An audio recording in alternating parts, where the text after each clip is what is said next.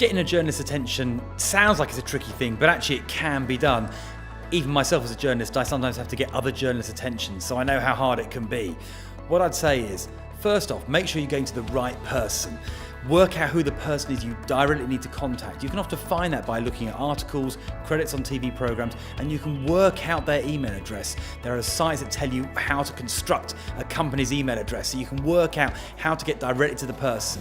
What I'd then say is you need to send an email, and it needs to be, the top of it needs to be as grabby as possible. The first line needs to sell your thing as kind of directly, as boldly, as hard as possible, but also tailored to the person you're selling it to.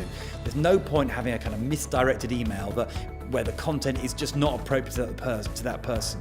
The third thing I'd say is reinforce that email with a phone call, a text, a tweet, something like that, just so you kind of get noticed. Now you can do it which way around you want. You could do the text and tweet first, say, I'm going to send you an email, or you can send the email and reinforce it. But you need both. And the reason why you need both is a journalist gets loads of emails, so you need something to stand out.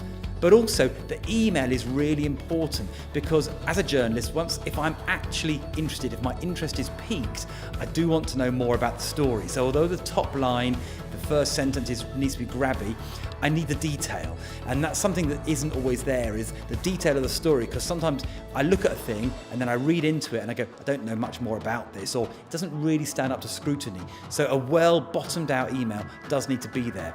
And my last tip would then be, put your mobile number or a mobile number at the bottom, because the number of times I get an email, I think I'm interested in it, and then the time when I want to, I look at it, 7 o'clock in the evening or 3 o'clock on a Sunday afternoon, and there's no one I can go to.